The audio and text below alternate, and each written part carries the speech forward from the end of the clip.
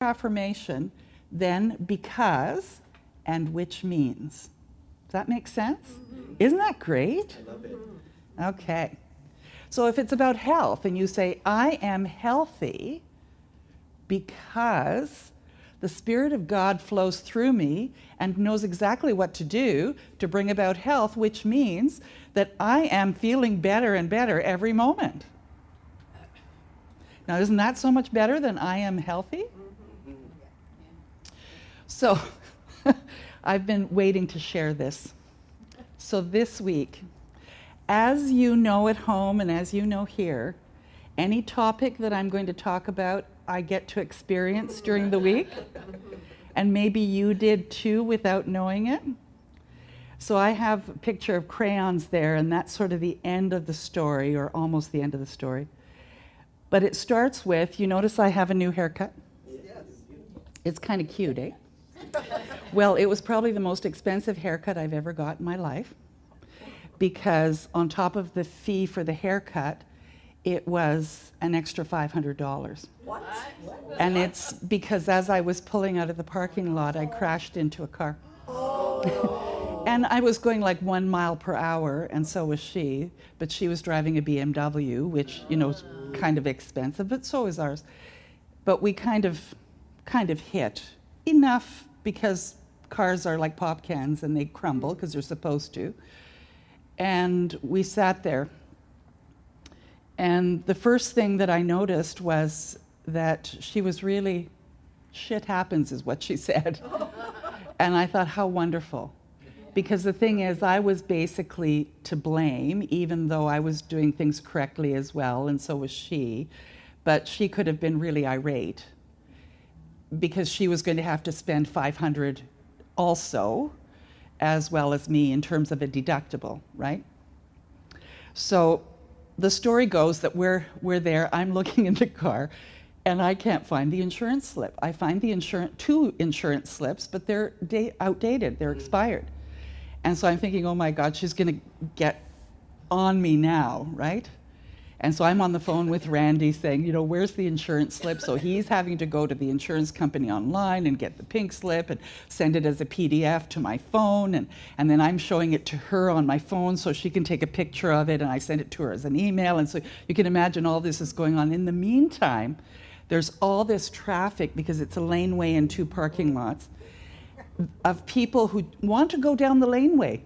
They are not willing to go around, and so they're yelling aspersions at us, and the girl's mother arrives, and she's directing traffic, telling people to go in that direction, and I'm on hold with the insurance company, because I don't know what to do next.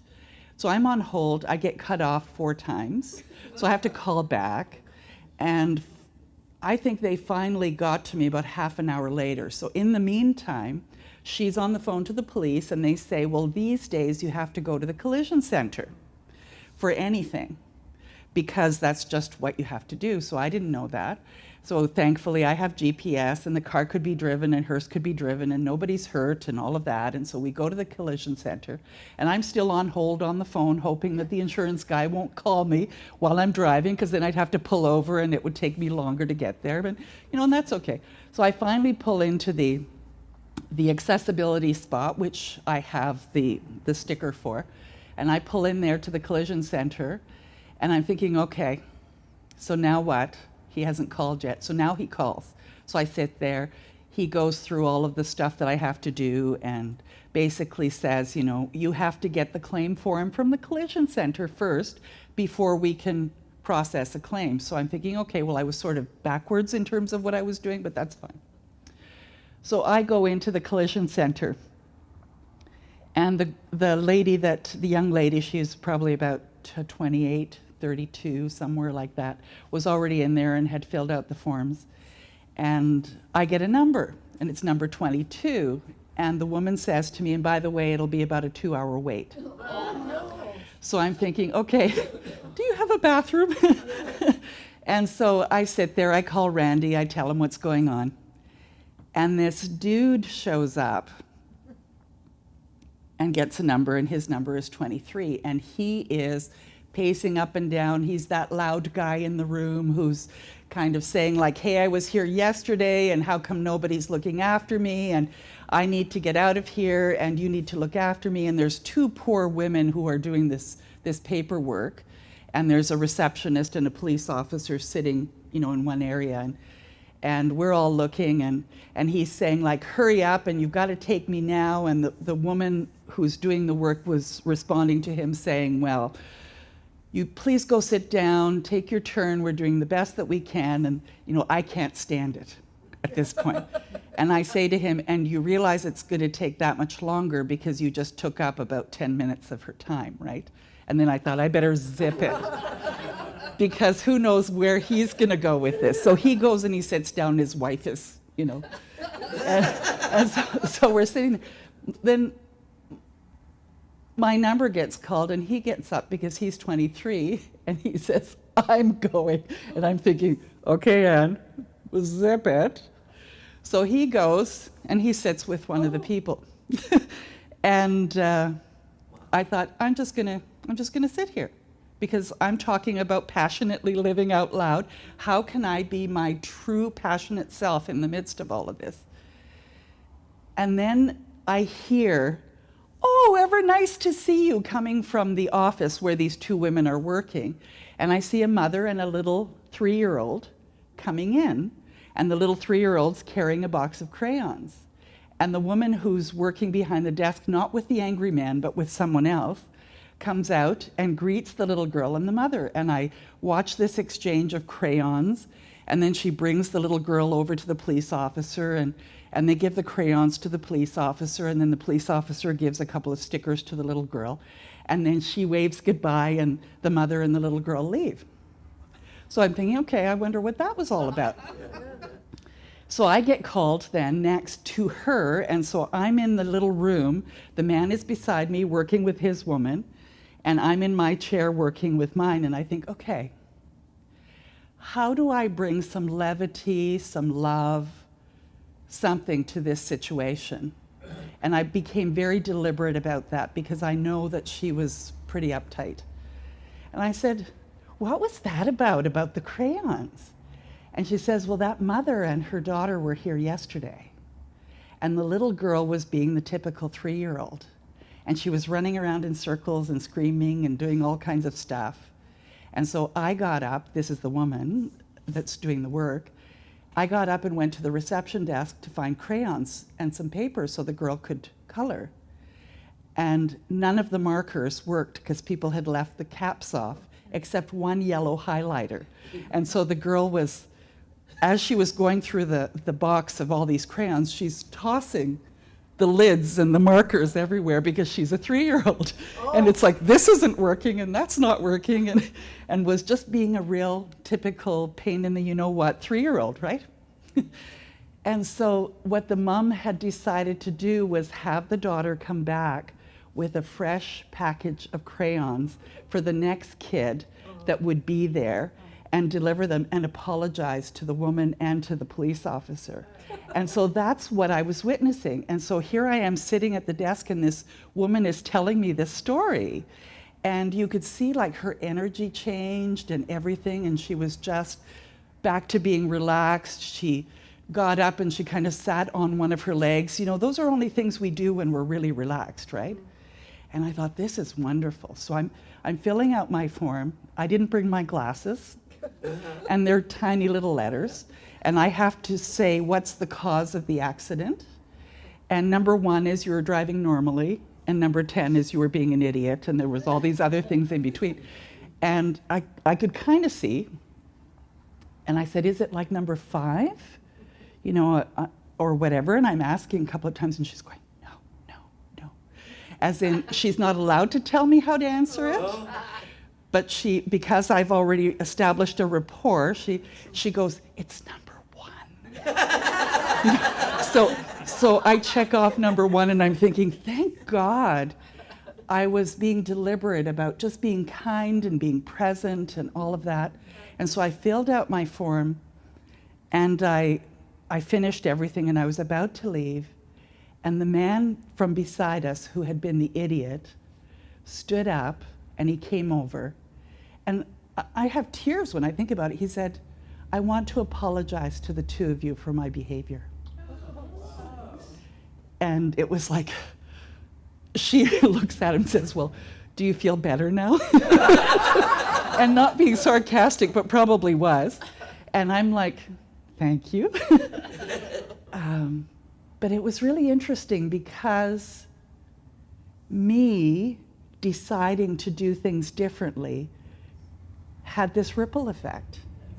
And someone who never would have apologized before, I would think, I'm guessing from just what I saw, was turned into this lovely man who noticed that he had hurt people. And so, yes, it was the most expensive haircut.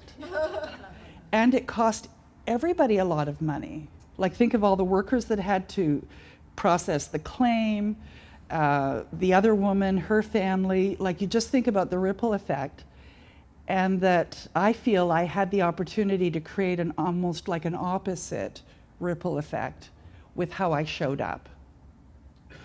And so, next time you go to the collision center and you're feeling stressed, ask for the crayons, and if they don't have any, maybe bring some. So, the universe doesn't make mistakes. And we are all here by divine appointment to add to the expansion of the world. And I think that was such a perfect example of how we can show up no matter what's going on. But it's to stop for long enough and take a deep breath and say, what is mine to do? And you'll get an idea. So we are perfect with our unique passion and purpose. And it's our responsibility to share our gifts authentically. And, you know, in that moment, I was sharing my real interest in what was it that happened, because it was lovely. And we all have a purpose which becomes more evident as we listen to our inner guidance. However, we do have limited time. I mean, let's seize the day and step boldly into our creations. Don't wait till tomorrow or for someone else to do it. Carpe diem. So are you ready to prove what we talk about here every week? About being the love and how love can transform anything? Oh, that's the role that's coming up. So it can be easy to stay inside our spiritual practices. But the truth is that we have to be it first, then we know what to do, and then we will have the results. So we are here to demonstrate what it, God, principle, whatever you want to call it, does. And we have all the power of the universe right here, right now. So we're looking at deliberately creating, which I spoke to a bit, and that we have an expiration date, and carpe diem. So we have chosen to step into this time-space reality and give form to potential. So think about that. You have been given this opportunity to give form to potential. So that has no limits. So this is from Ralph Waldo Emerson. Pythagoras was misunderstood, and Socrates, and Jesus, and Luther, and Copernicus, and Galileo, and Newton, and every pure and wise spirit that ever took flesh. To be great is to be misunderstood. So when you're being misunderstood, just keep going. Without you, this is from Christian Sorensen, without you, infinite potential remains just that, potential. It stays unformed possibility. It is you who are needed by life for its potential to take form. And Ernest Holmes, there is nothing from which to make things except ideas. In the beginning, we behold nothing visible. There is only an infinite possibility, a limitless imagination, a consciousness. So quantum physics supports the concept that what we give our focus and attention to, we create matter from. And they've done experiments to prove that. So have you ever thought about your expiration date? I think that we've had some incidents with individuals that we know this week that bring it really home. And I remember at Unity, there was a young man, he was in his early 30s when I met him. He gave a talk there in Kitchener. And he had a tattoo on his arm of what was supposed to be his expiration date, and he had already outlived it by several years because he had holes in his heart or something, and his heart wasn't supposed to function. And yet somehow he just kept going. And I think from all I know, he's in Montreal now. He's still going and would be in his 50s. So Leo Buscaglia, he's written about love. Whenever we are striving to remold a misshapen world to our higher visions, or simply living in dignity in spite of circumstances, we are at our very best. So as long as you keep going, do the best that you can. So what are you saying yes to in your life? I can ask you a few questions, and you don't have to answer them, but what are you saying yes to? And are those yeses helping you or slowing you down? Is this in alignment with your passion or higher calling? I remember one of my first mentors could say yes or no really easily to questions that I asked about certain things because she was very clear on where she was headed. And she could say yes to that or no to that, like that works or it doesn't. If you only had a month left to live, how would you prioritize your life? Like, would you do exactly what you're doing now? And if not, then why not start now? Because you don't know. You don't. What is one thing you can do to seize the day?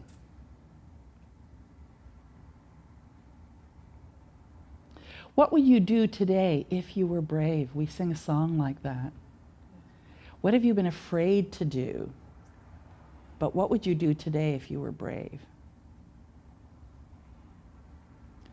Bertrand Russell noted, one of the symptoms of an approaching nervous breakdown is the belief that one's work is terribly important. You know, we take so many things so seriously, don't we? And if we could just lighten up, and I believe that example I gave you of being at the collision center is lightening up. I mean, it's going to happen anyway, so why not have fun while you're doing it? But life is too important to be taken seriously, Alan Cohen says. We are here more to enjoy ourselves than to get something heavy done. That's still Alan Cohen. If you live with a light heart, you are accomplishing more than someone who believes we are here to plod through life, suffer, and fix what is broken. And you know, I grew up in a very serious Finnish family, and you know, you didn't laugh when you did certain things because it's just too serious, you know, you're not taking this seriously enough. And yet, it would have been so much more fun to do some of those tasks if I had a chance to giggle, enjoy and kind of play. So carpe diem. How can you seize the day? Maybe to find a reason to smile or laugh or be grateful in the middle of something that doesn't normally seem like something you could be grateful for. Because play is an attitude. It's not something you block off time to do, though some people do, but it can help to block off some time if you're really busy. Play is how you approach your activities, and a good player can find a way to play with anyone, anywhere. Watch children who meet each other at a playground or in somebody's backyard. Within moments, they find a way to co-create a delightful adventure. We don't do that, do we, as adults? How can we play? Yeah, unless you have a puppy. Yes. If people concentrated on the really important things in life, there'd be a shortage of fishing poles. This is Doug Larson, and this is for you too, Bruce. One day, this is my husband, one day Randy was laughing with someone on the telephone. And when he got off the phone, I asked him, who was that? He said it was Revenue Canada. You know someone at CRA, I said. And this was very early on, before I came to understand that he finds a reason to have a rapport and laugh about something, no matter how serious a conversation might be. And it's absolutely amazing the results that he gets from some of the most restrictive and strict people on the phone when he speaks that way and when he finds common ground. And so he says, no, I had to call them, and I decided if I had to talk to them, we might as well have fun, right? So Alan Cohen visited the Soviet Union with Dr. Patch Adams. So here's our noses. He wore his outlandish clown outfit nearly everywhere and distributed red rubber noses all over Russia. So you could just imagine Russia, I imagine, being a very serious country, right? So one day, Patch approached a very serious-looking army officer guarding the Red Square, and Patch put a rubber nose on him. Are you going to be able to talk since we all have rubber noses? Yes, and for those of you at home, if you could see my audience, they're all looking just like me. So this is, I can't talk though because I can't breathe. Okay, so then Patch says, this is Alan Cohen, I thought for sure he was going to start a war. But after a few moments, the guard smiled, broke into a laugh, even more than the soldier wanted to be touched, to be a tough guy, he wanted to laugh. And we all do, don't we? You know, even when we're in protection mode or in fear mode, there's a part of us that would really much rather be laughing. So Patch did this over and over, always lightened up his victims. Patch's intention was just pure joy. He wasn't trying to make fun of anyone. And that's the difference. If you're trying to make fun of someone, then you're going to get that kind of reaction. But if it's just joy that you're wanting to bring, then that's the result that you get. He touched the place in each person that wanted to respond. So this is Patch. You know, this idea of a clown trip, it was amateur night. We never required any training. You could be the most boring person from your country, and in a clown garb, that made you a clown. You could stand there going, oh my God, they're good, I'm no good, I don't know how to make people laugh. And people will think this is your clown character and go, wow, they're really good. And it's never mattered. Most of the people who've come on clown trips, and we've taken ages 3 to 88, most of them have never clowned. They come in a costume, and we may make a few suggestions, but mostly we give them experience. And their love starts to shine. But watch out. You may want to do it again next year, and the year after, and the year after. Or you may go home and decide to just have it be your style. That also happens. And, you know, after going to Russia, it wasn't long before we thought refugee camps, war zones. There was even a film made when we took clowns into the war in Afghanistan called Clowning in Kabul. And we started to go, especially after the Hollywood film came out, and we were able to afford to go to other countries. Now for years we've been doing 6 to 8 a year. And boy, are they fun. I never tire of it. It's, you know, you could say you're clowning, but the truth is, often when I go to a hospital, I ask the staff who is suffering the most. Not because I think I can change things, but because I'm comfortable to be with them, and I want to see what happens. And I have seen thousands of things happen. And I know that we get our hospital built, I'm going to be a doctor who looks like a clown, and everybody better watch out. Come on a clown trip. You may be goofy inside.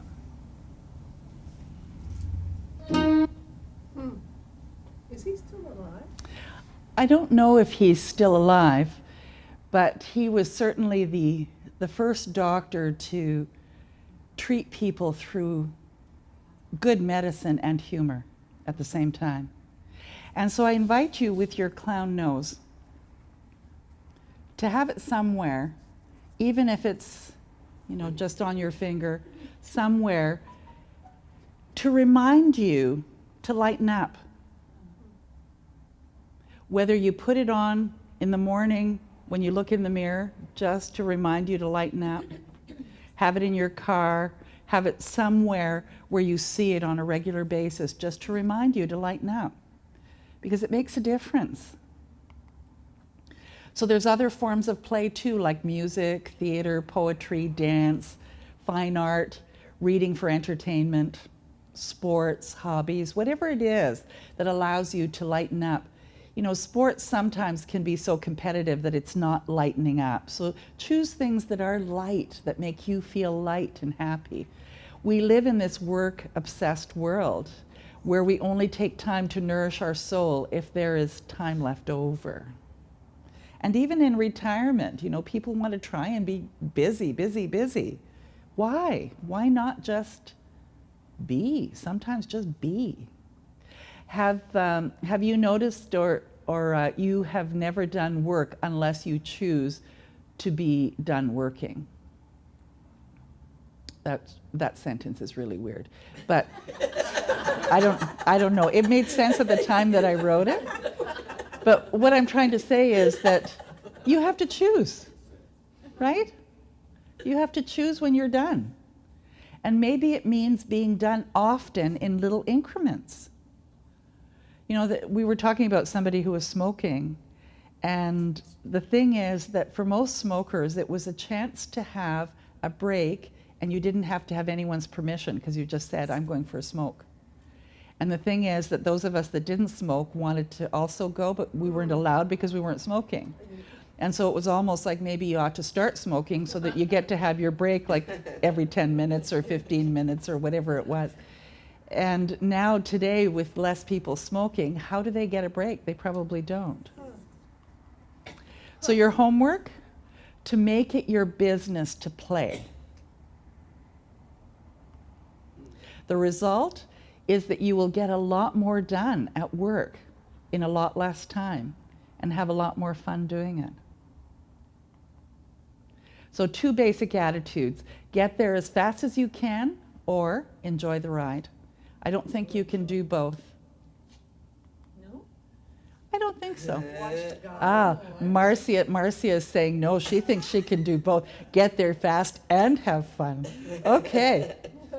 I want a report. Sure. Okay. So your tips: have a fabulous journey, and there's nowhere to get, and wherever you go, you'll find yourself. So set your goals and strive to achieve them, but remember that the process is as important as the product. And when you arrive at your destination, and you will, make sure that you've taken your heart with you. If your happiness hinges on one future day when it will happen, you're going to miss the days that are happening now. Why waste many days or years for one future date? You can have it all right now. So you can get what you want, whatever your goal is, and you can and what you really want, the happiness of the journey. So remember, if you go to the Collision Center, either ask for crayons or bring some. And remember that you're the deliberate creator, and we do have an expiration date. So carpe diem. Carpe diem. We need to hear that.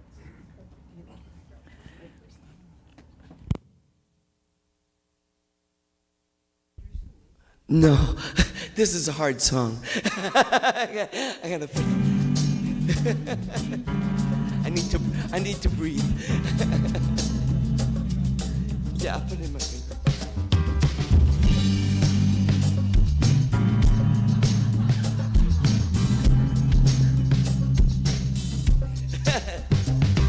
Something great has happened and love has taken hold, and it won't let go of us now.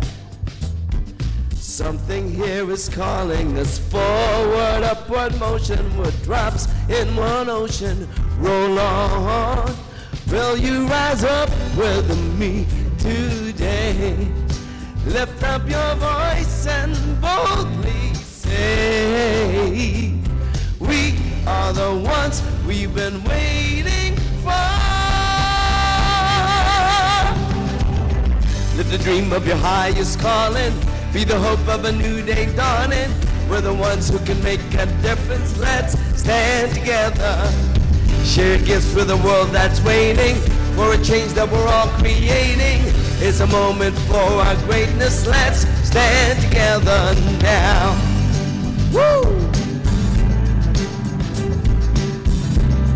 No. Every day's a chance you can do something amazing, to feel your passion blazing and shine. Paint with every vision and dance in new directions. Explode to your heights in your mind. I will rise up with you today. Lift up my voice and boldly say, we are the ones we've been waiting for. Live the dream of your highest calling. Be the hope of a new day dawning. We're the ones who can make a difference. Let's stand together. Share your gifts with the world that's waiting for a change that we're all creating. It's a moment for our greatness. Let's stand together now. Woo!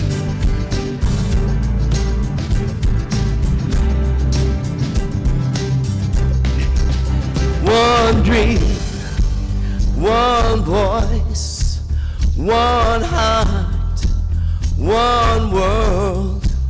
One dream, one voice, one heart, one world.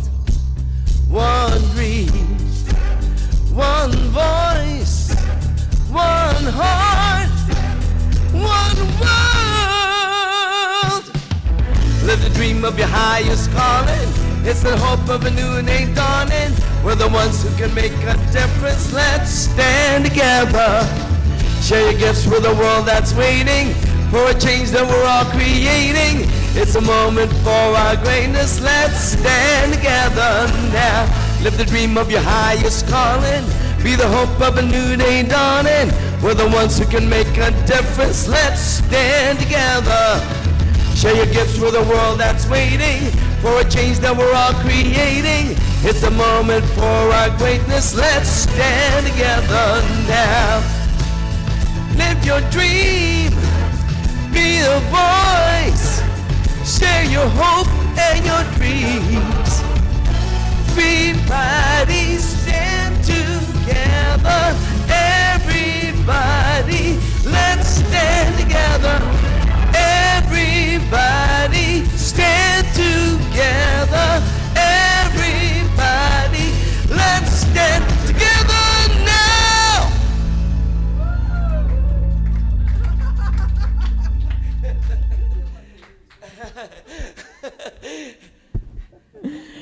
You took my breath away with that one. What's your takeaway today? I have 4. And that is, I appreciate having another way to say an affirmation, because, you know, we sometimes get hung up on, I'm prosperous, really? So I appreciate the because and the which means. And Leo Buscaglia is actually one of my favorite authors. I cannot forget a story he told about autumn leaves. And he said that it's all along the principle of lightening up, which is one of the things that I'm taking away today. You know, your neighbors frown when your yard doesn't look too good. So the autumn leaves were falling, and he was doing no raking. So there was a thick carpet of autumn leaves, and one of his neighbors complained. So it just happened he had students in his house that day. So he said, don't worry about it, I'll take care of it. So when he says, I'll take care of it, what do you think he's going to do? Students to do it. I thought he was going to rake up the leaves, but what he did, he took the students outside and he made them play and jump around and throw the leaves up in the air. That was his idea of taking care of them.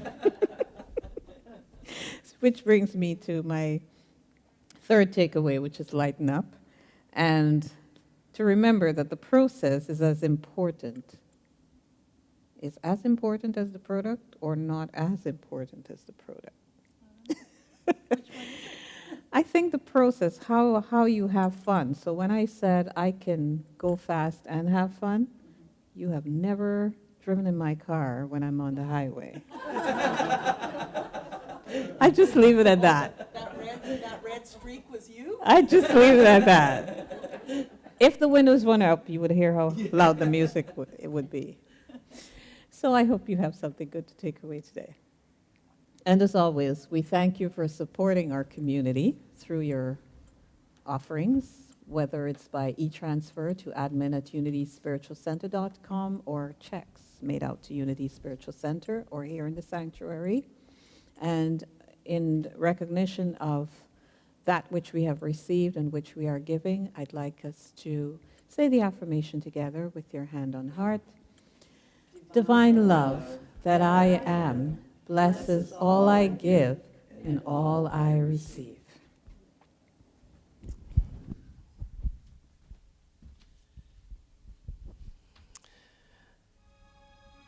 I think this is an appropriate song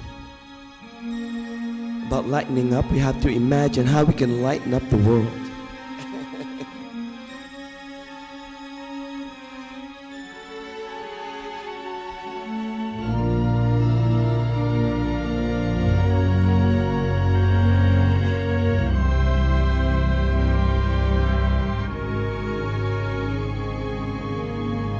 Willy Wonka.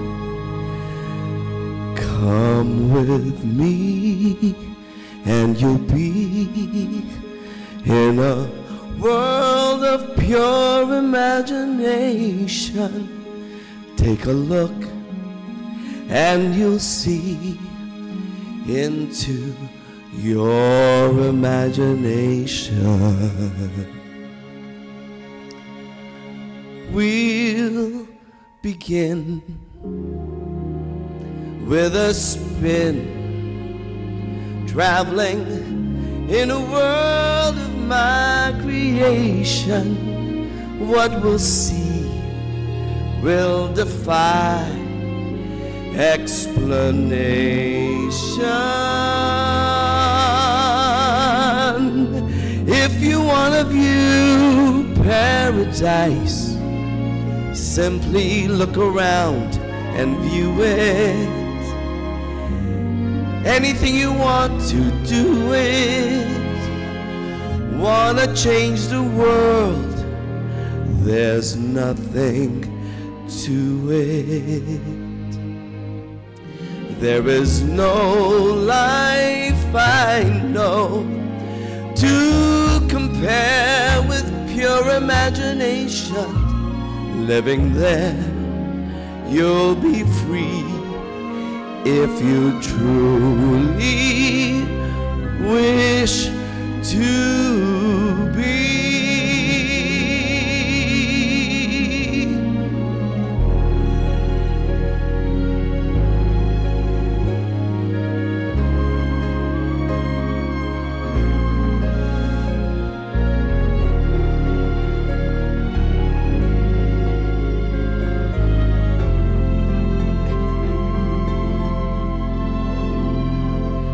If you want to see magic lands, close your eyes and you will see one.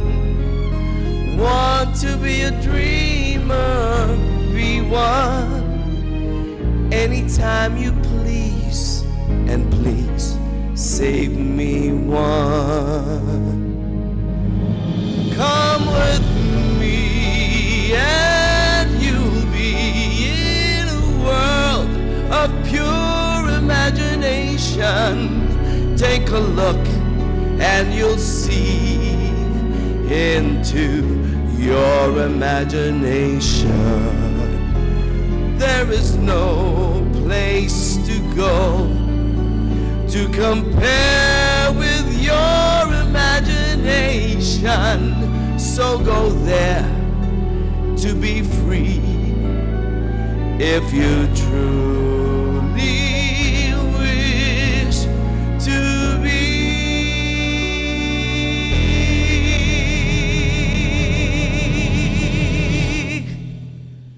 Living there,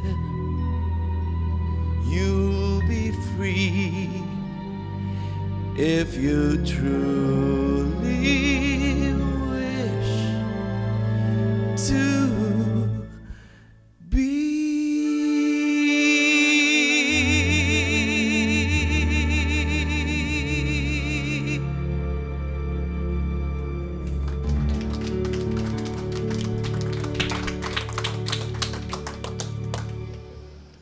And know that we are here to pray with you. Send us a prayer request to prayer@unityspiritualcenter.com if you're online. You can also send a prayer request to Silent Unity. And there are prayer request forms here and a prayer box here on the piano if you feel the need to be supported in your prayer. And remember that we don't fix anything with prayer. We align ourselves with the consciousness of God. And when that happens, marvelous, amazing, godly things happen. So let's say the prayer for protection together. The light of God surrounds us. The love of God enfolds us. The power of God protects us. The presence of God watches over us. Wherever we are, God is. And our little bit of advertising, so September is around the corner next week. And we're having a class on Wednesdays from noon until 2. It's on Zoom and in person. So for those of you online, if you would like to join us in this, it's based on a workbook that I created called Friending the Universe. And it's basically 10 weeks worth of exploring how you can have a more intimate relationship with what you call God over that 10 weeks. And you can also get the workbook and do it on your own. So if you don't have time to join us, or if you can only join us a few times, you can do the other work during the weeks that you're not coming, or that kind of thing. So it's available for you in person, online, and on your own. You just need to let us know. We have a digital copy of the book as well, so you can receive it that way, or we can print, but we just need to know how many copies to make. So that begins on September the 6th. Is there a cost to the book? The book itself is $20 printed, and the digital copy we're giving for free, but we are hoping that you're coming to the class. We're not just going to give it to you and you're not participating in the class in a digital copy. If you're going to just do it on your own and want a digital copy, then send us a donation just to help cover the cost of all the stuff and the administration that we do, okay? And then on the 16th of September, we're creating a mandala or two in our Flowing with Acrylics Artist Meditation sessions that we do on Saturday afternoons, noon until 2. Sometimes 3, sometimes 4, depending on how excited we get about what we're doing.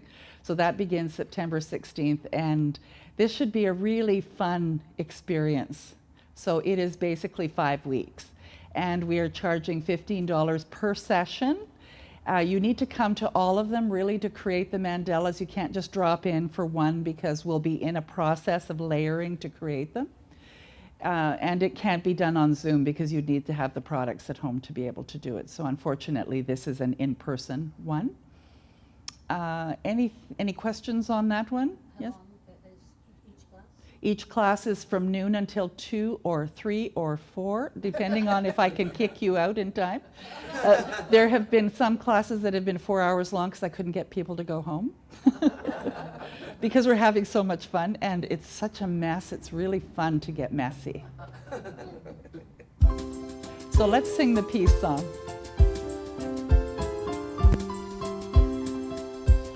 Let there be peace on earth, and let it begin with me. Let there be peace on earth, the peace that is meant to be with God as creator. Family all are we. Let us walk with each other in perfect harmony. Let peace begin with me. Let this be the moment now. With every step I take, let this be my solemn vow, joyous vow, to take each moment and live each moment in peace eternally. Let there be peace on earth, and let it begin with me.